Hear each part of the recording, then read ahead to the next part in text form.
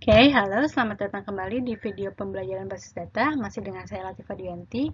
Video ini merupakan segmen ketiga dari rangkaian video Introduction to Database bagian pertama ya. Bagian ketiga ini, kita akan menjelaskan beberapa hal terkait database application dan environment-nya. Oke, jadi ini merupakan komponen-komponen dari database itu sendiri nih.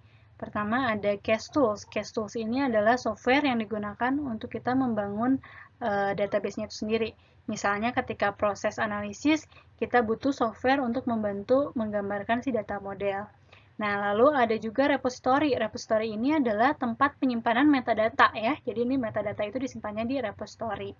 Dia pasti berhubungan dengan DBMS karena DBMS ini yang melakukan kontrol terhadap si database itu dan repository tentunya ya. Nah, DBMS berkaitan dengan database, jadi ini database ya, ini adalah basis data terpotong sama video saya, tapi saya nggak bisa gambar juga, nanti kalian silahkan lihat di file aslinya ya. DBMS sebagai pihak yang mengontrol akses terhadap database, dia akan berhubungan dengan banyak application program ya. Jadi ini dia berhubungan dengan application program. Dia juga terhubung dengan UI yang dapat digunakan oleh berbagai pihak. Jadi misalnya ada adminnya nih, data administrator, dia di sini tugasnya untuk mengontrol database ya. Jadi misalnya mengatur hak akses, lalu siapa yang bisa membuat tabel dan lain-lain. Lalu ada sistem developer, ini adalah orang yang bertanggung jawab dalam melakukan desain database dan software. Lalu terakhir ada end user atau kita gitu ya, kita orang-orang yang menggunakan aplikasi. Oke. Database application ini bisa dibagi menjadi beberapa tipe berdasarkan dari jumlah penggunanya. Yang pertama itu adalah personal databases. Ini contohnya misalnya di PC kita gitu ya.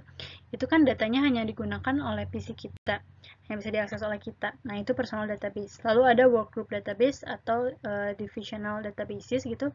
Nah, ini intinya adalah orang-orang hanya dalam grup ini atau departemen ini saja yang bisa mengaksesnya. Ini kalau dicontoh gambarnya adalah tipenya yang workgroup. Jadi ada workgroup database yang disimpan di server, nanti bisa diakses oleh orang-orang yang ada dalam workgroup tersebut. Jadi ada project manajernya, ada developernya, ada librariannya, gitu ya. Kalau di departemen berarti nanti ada departemen database yang hanya bisa diakses oleh orang-orang yang ada di departemen tersebut. Nah, ada juga database yang bisa digunakan oleh seluruh orang pada enterprise tertentu. Ini contohnya adalah si ERP, Enterprise Resource Planning. Jadi itu bisa diakses oleh semua orang pada enterprise tersebut. Ada juga konsep yang namanya data warehouse.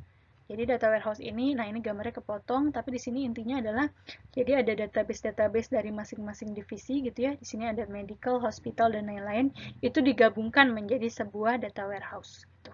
Nah, ini konsepnya ada lagi, tapi kita tidak akan pelajari di perkuliahan ini. Oke, nah ini evolution of database technology. Jadi ini database management system ini pertama kali diperkenalkan di tahun 1960 nih, the flat files ya, dan terus berkembang selama berdekade-dekade. Salah satu konsep yang paling banyak digunakan hingga saat ini adalah mungkin konsep relasional ini ya. Jadi ini pertama kali dikenalkan oleh pada tahun 1970-an oleh salah satu peneliti dari IBM namanya E.F. Code. Namun pada dekade ini tuh si basis data relasional belum banyak digunakan karena ada kesulitan dalam pengaksesan data gitu. Nah, baru relasional ini akhirnya digunakan secara luas di tahun 1980-an ketika telah ditemukannya SQL. Nah, SQL ini kan membantu dalam proses mengambil pengaksesan data yang ada dalam basis data relasional gitu. Oke, dan ini terus berkembang sampai saat ini ya. Nah, database architecture juga macam-macam. Ini ada yang bentuknya hierarchical database model, jadi intinya dia adalah seperti konsep tree ya. Ada parent, ada child, setiap child pasti punya satu parent gitu ya. Lalu ada konsep network database model, ini menyempurnakan dari hierarchical. Bedanya adalah kalau di tree itu satu child hanya punya satu parent, di sini satu child dimungkinkan untuk memiliki lebih dari satu parent gitu. Lalu masuk ke relational database model, ini bagaimana intinya ada relation itu dalam bentuk tabel di sini dan punya atribut, dan atributnya ini bisa terhubung dengan atribut pada tabel lain. Nah, ini adalah konsep utama yang akan kita pelajari di kuliah ini ya. Jadi terkait relational database model. Lalu ada object oriented database model, ini intinya data itu, kelompok data menjadi objek kelas gitu. Nah, objek kelas ini nanti punya atribut, nanti bisa terkait dengan atribut pada objek kelas lainnya. Lalu ini konsep multidimensional database model, ini digunakan kalau kita ingin membuat data warehouse biasanya. Ini bentuknya cube atau ini star schema.